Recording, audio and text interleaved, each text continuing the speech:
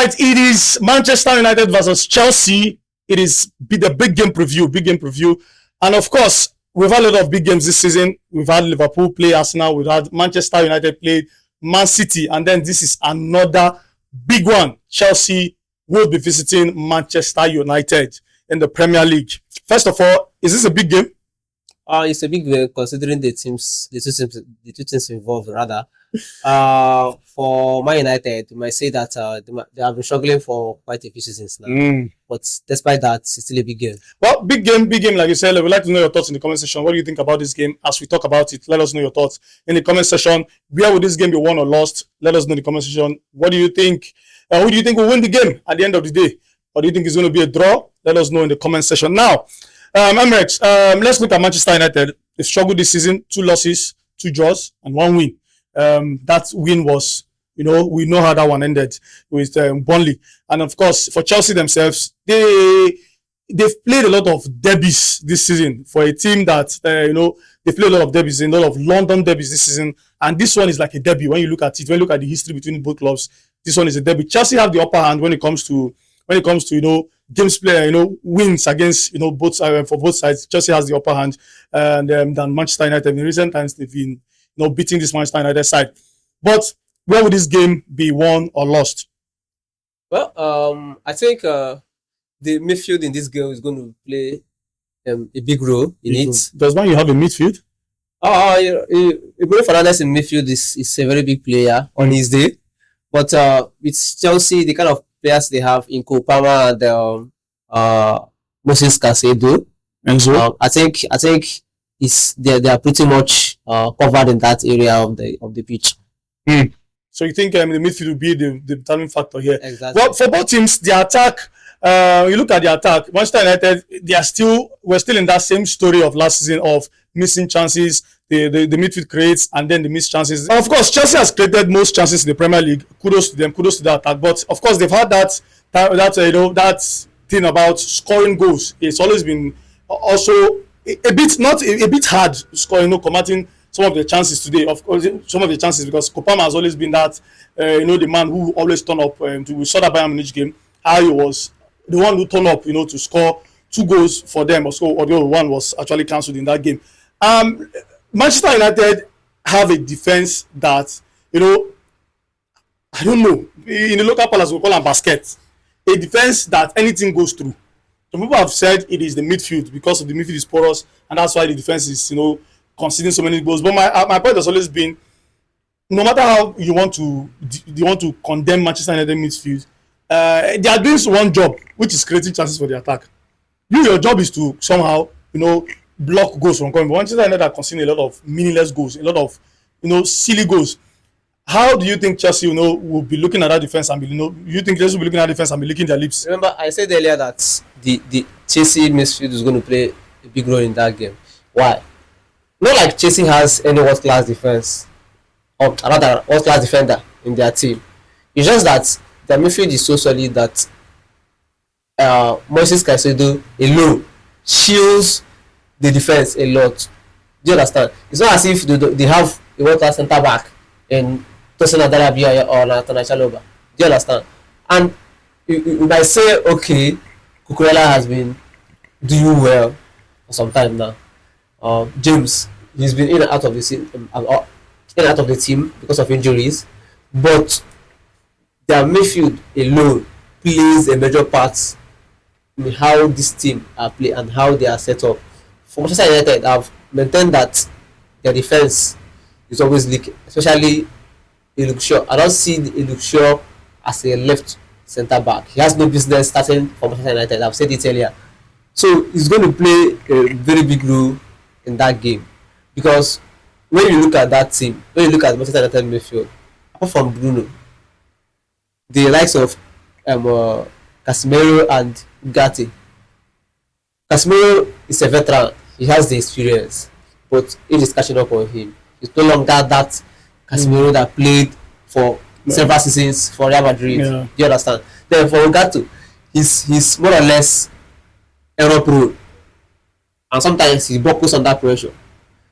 And another thing with his game is there is no game that he doesn't get booked, and then when you get booked, even as early as the first 10 minutes, it begins to affect how your team and how you play for the rest of the match. Yeah, yeah. Of course, we talked about the defense of both teams. Both teams shaky defense right now. Chalobah seems to be, apart from Cucurella, I've talked about, or maybe when James is playing that place. Chalobah seems to be one bright light in that defense. Tosin has been shaky the past few games right now. Tosin was supposed to be, some of the experience in that, the centre back parents, but it seems like, Chelsea has missed Cowell a lot. Even Fafana said, I think they even missed him.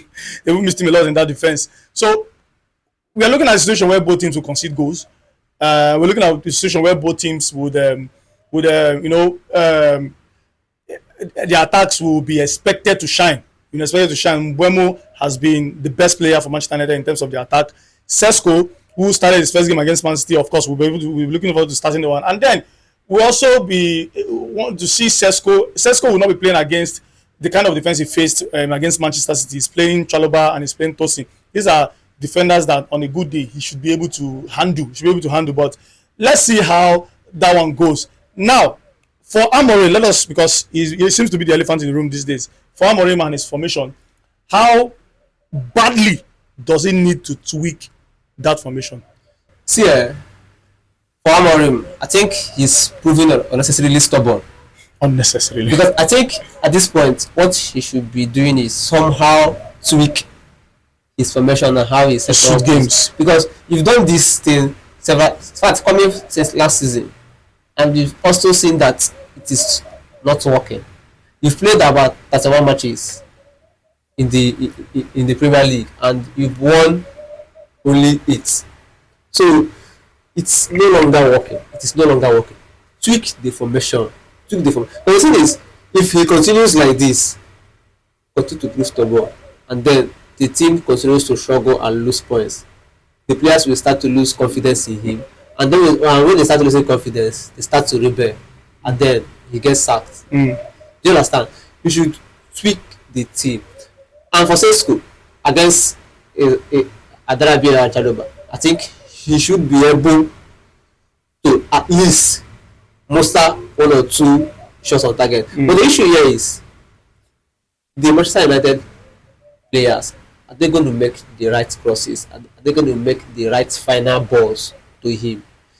Because against Manchester City, you could really see the final. In fact, there was no final balls except in the first 5 minutes where he played a shot from outside the 80-yard box that Donnarumma caught.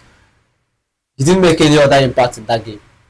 So if Man United can be able to get the final balls to him, or rather make the crosses, because he's very tall. Yeah. But that is where I have a problem again with that midfield, because how do you want to score goals? Rather, your team is struggling to score goals, to create chances, and then you are playing a Bruno Fernandes. I've said it earlier in our show. You don't carry Bruno Fernandes is playing far from the box, and you could see that this team is struggling. Push him up front, push him closer to the box, push him closer to the 18-yard box, so that you can get those balls to Sesko, or rather make crosses for him. But Bruno is if first this is it. This is match day 4. He seems to be playing further off the 18-yard box. And without Bruno closer to the box, I don't think Manchester United are going to create more. Well, of course, Bruno is, has always been that go-to man for Manchester United. He has always been that go-to man for Manchester United when it involves goals, creating chances and creating big moments for him. And then, of course, we were talking about tweaking the formation. I think this is one time Meno has to come into the squad. I think if a player cannot give you what you want, in terms of talking about Ugarte, we've seen number 6. Ugarte is not that traditional. He's not the number 6 we're looking. When you look around the whole world, you're looking for number 6. Ugarte is not that guy. So I think right now he has to just take the risks, play the Casemiro, play Mino, so you can have enough creativity in your midfield and see how he can balance the defense. Luke Shaw has to be out of that team.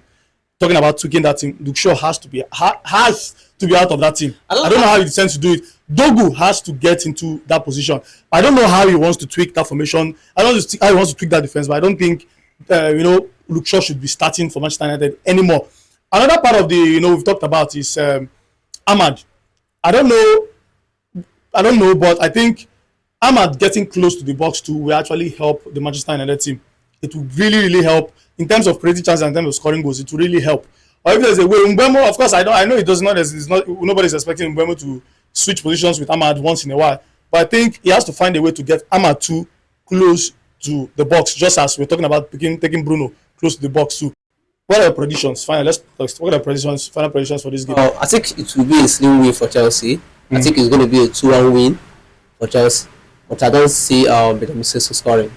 Whether I score, I don't think many Manchester United will care whether I score so long as they win that game. But I think Chelsea would win this one. I think Chelsea will win this one.